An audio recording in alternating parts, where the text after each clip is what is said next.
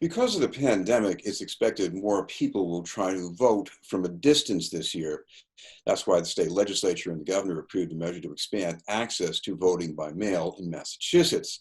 But advocates for voting access recently filed a lawsuit to get more cooperation from the state's top regulator of elections, Secretary of the Commonwealth, Bill Galvin. To tell us about the concerns surrounding that lawsuit is the civil rights fellow with Lawyers for Civil Rights, Janelle Dempsey. Thank you very much for being with us, Janelle.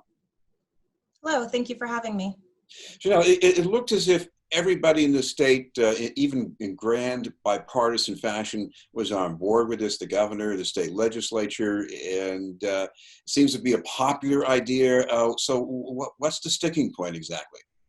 So the sticking point was around the provision in the law that requires that the Secretary of State, Secretary Galvin, that his office send out applications to all registered voters in order for them to receive a mail-in ballot. And so the law required that these applications were mailed out by July 15th. And a day after the governor signed the law, Secretary Galvin said that he did not have the funding to mail out the applications, and which is not true. It was always clear that the over $8 million in CARES Act funding that Secretary Galvin's office received could be used for these mail-in ballot applications. However, Galvin said that he couldn't, that he needed funding. And it wasn't until we filed this lawsuit that the applications have started to go out. Well, that sounds like good news, but I guess the other thing to keep in mind here, and I guess this is one of the things driving the lawsuit in the first place, is that you're under deadline pressure, aren't you? Exactly. There are deadlines, and this is a new process. This is the first time in Massachusetts that there will be this widespread mail-in voting for an election and the primary, and it will take time. And so we need to make sure that voters in Massachusetts have access to safe voting this fall, and meeting the deadline is very important. The applications have started to go out, certainly not by the deadline, but we are pleased that at least the voters in Massachusetts will have much greater access to safer voting this fall because of mail-in voting. What I'm also interested in is the groups who are teaming up on this lawsuit, because they represent voters who might face certain barriers or maybe have more vulnerability to the pandemic. Can you tell me a little bit about that? Yes, so Lawyers for Civil Rights filed this petition on behalf of Mass Vote and Common Cause, as well as 7 individual voters. And you know, in situations where voting rights are coming into play, it's always our clients, low income, people of color, who are most at risk for disenfranchisement. And that is why mail-in voting is so important, because without a printer, without a computer, without access to postage, it could be very, very difficult for people like our clients to be able to take advantage of this new law and be able to vote safely in the election this fall.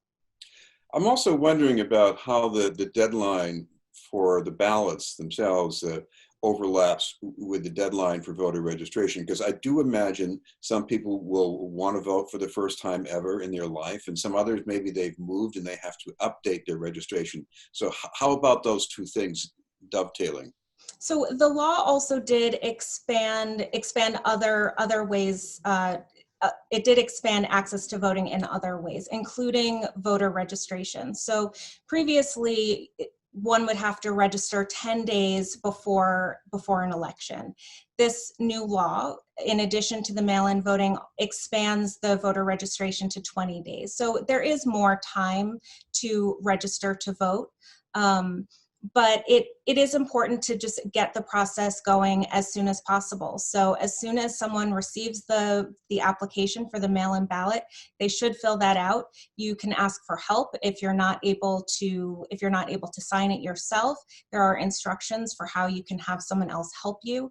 And it's important that voters know that they should just start that process as soon as possible. And if you're not registered to vote, get registered to vote as well. Well, I know voting by mail might be essential for somebody who has a real health vulnerability, but what would it be like if most people tried to show up in person to vote, you know, given everything else that has to be done about precautions and distancing? I mean, to me, that could be a nightmare, couldn't it?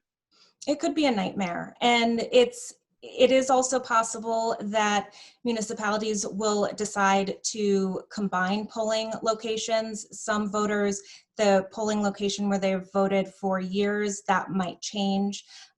So, you know, what it will look like in the fall, who knows? There could be very long lines, and it just will be very different from what we're used to. So that's, again, why this legislation is so important and why it was so important to get the applications, the physical applications, out to voters in Massachusetts. Now, I know this might be beyond the scope of the lawsuit itself, but if a lot of people take up this option of voting by mail, that means that there's a need for even more capacity to process ballots by mail.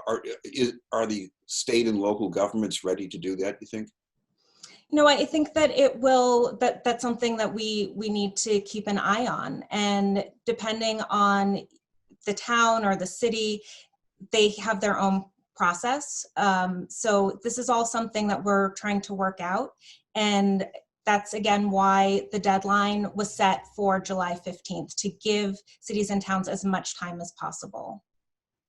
I know in the past there have been people, mainly either nationwide or in other states, saying, you know, vote by mail increases the odds of electoral fraud. But what about that?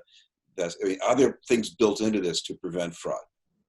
Right. I mean, the risk for that is so low that it really is outweighed by the benefit. The people who will benefit the most from this are people who cannot safely go out of their home and be in a public place, a confined public place, in order to vote. These are the people who are at serious risk for very, very severe complications if they were to contract COVID-19. And these voters, they would, if not for mail-in voting, they would be forced to make a choice between their health and keeping themselves healthy and deciding potentially to not exercise their right to vote. And that's a choice that we're not willing to make our clients make. I guess the other thing that advocates for mail-in voting have been stressing is that you really want to make sure these ballots can all be processed centrally by Election Day. Why is that important? It's important so that we are sure that the votes are counted. It's not enough to just vote, but every vote has to count. And it's important that cities and towns are able to implement the processes that will allow that to happen. By the way, if people are waiting a week or two for now for that application to come in the mail, they haven't seen it yet, any advice for them about what they should do if they are interested in voting by mail?